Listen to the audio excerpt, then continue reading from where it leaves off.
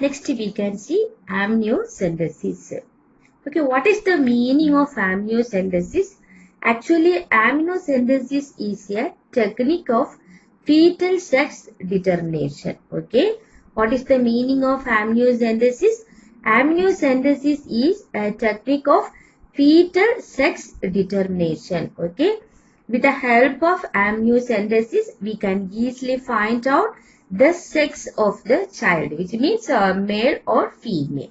Okay, it is based on the pattern of chromosome in the amniotic fluid. Okay, pattern of chromosome means, okay, in our body 46 chromosomes are present.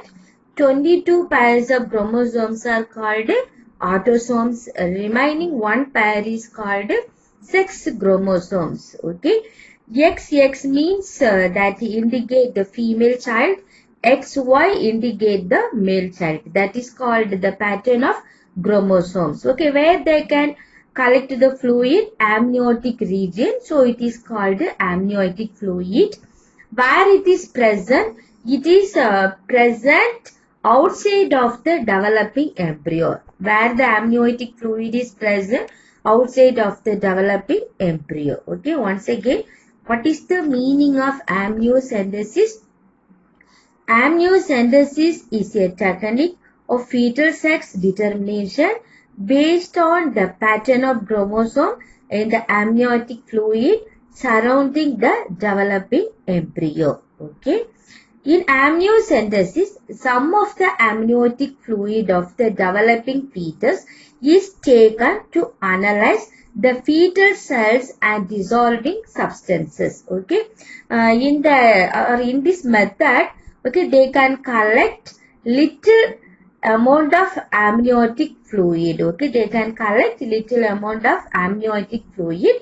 With the help of that fluid, they can easily analyze the fetal cells and the dissolving substances. Okay, a lot of dissolving substances are present in the fetus. Okay, so they can easily analyze with the help of amniotic fluid, the fetal cells and dissolving substances.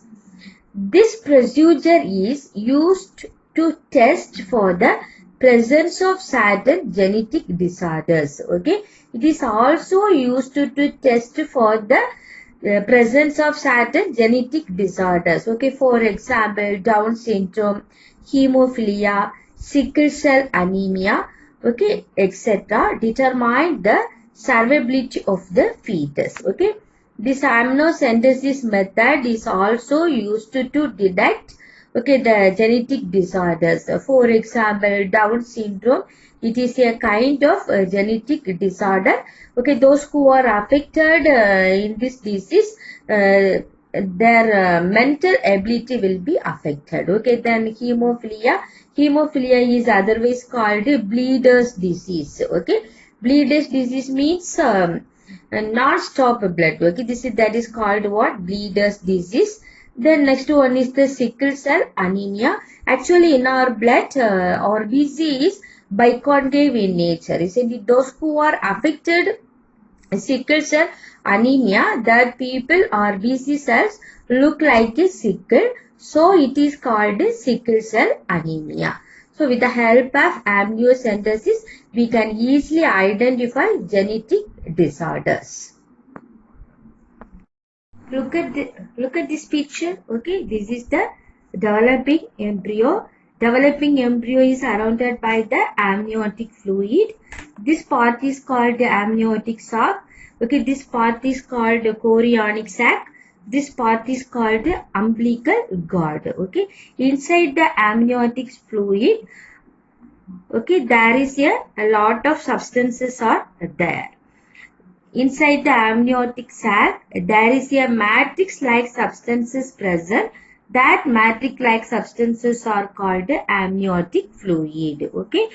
In amniocentesis, they can collect the amniotic fluid to determine the sex of the fetus, and also it is useful for what? To recognize the genetic disorders.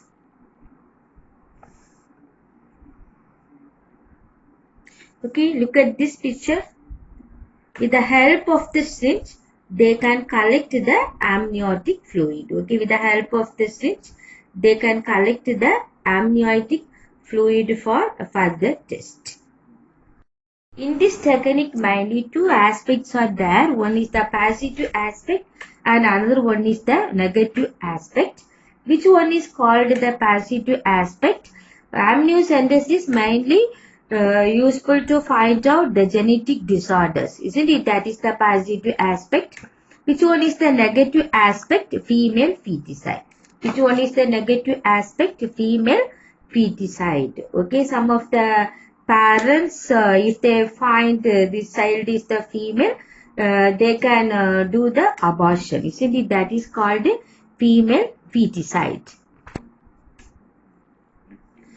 Okay, our government also introduced a new kind of oral contraceptive for females that is called Sagali. That is called what?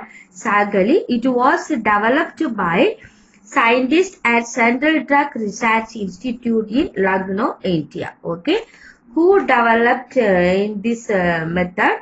Central Drug Research Institute, where it is present, Lucknow. Okay. What is the salient features of this Sagali?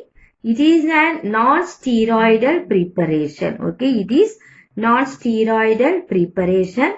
It is a once a week pill with very few side effects and high contraceptive value. Okay, actually it is a once a week pill. Okay, it is a once a week pill with very few side effects. There is no side effects, little side effects only there, and high contraceptive value. Next we can see improved reproductive health of the society. Okay.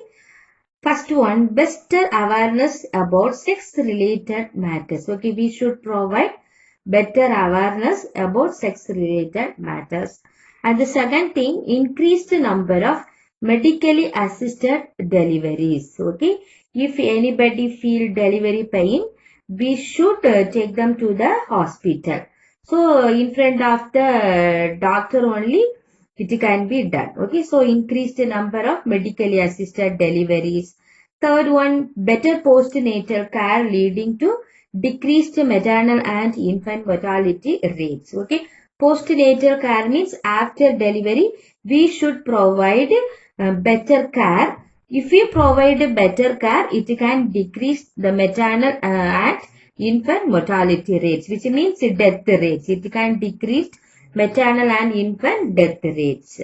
Okay, next, increased number of couples with small families. Okay, we should encourage small families. Okay, we should encourage small families. Okay, last one, better detection and cure of STDs and increased medical facilities for all sex related problems. Okay, we should detect the STDs. STDs means what? Sexually transmitted diseases. Okay, after detection, we should provide good medicines to cure the diseases. Okay, it will increase the people's awareness. Okay, then also this improved reproductive health, increased medical facilities for all sex related problems. Okay, nowadays we have a lot of facilities for all sex related problems. Thank you students. Have a nice day.